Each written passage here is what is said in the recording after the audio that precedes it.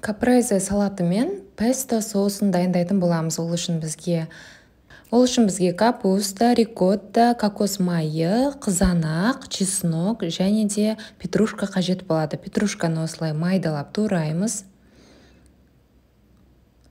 Сосын осы ыдысқа саламыз. Соус песто дайындау үшін осы петрушканы қолданамыз. Сосын чеснокты да майдалап тураймыз.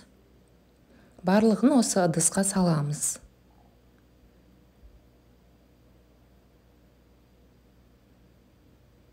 Енді кокос майын саламыз. Аз тұз қосу қажет. Міне дайын болды. Енді осының барлығын блендермен өткізіп аламыз. Өткізіп алдық блендермен. Енді помидорды осылай домалақша етіп турап шығамыз.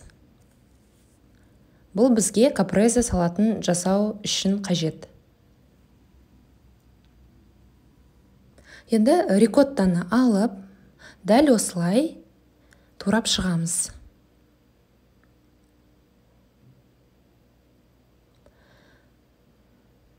Осылай жұқа етіп турасаңыздар, жағымды көрінеді, әрі дәмді болып шығады.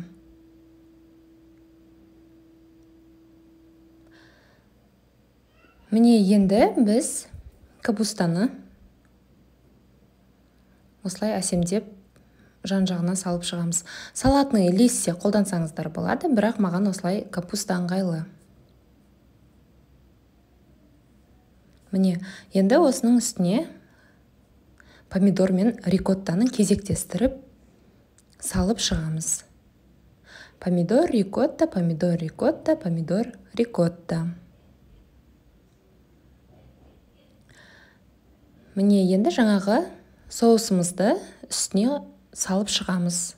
Өте жақсы дәм береді, сол себепті сіздер де жасап дайындасаңыздар болады. Бұл салатты кешкі аспен бірге ұсынсаңыздар болады. Бұл жерде клетчатка өте көп, сол себепті ас қорыту процесін жақсартады. Барлықтарыңызға ас болсын, сіздер де жасап көріңіздер, өте дәмді шығады.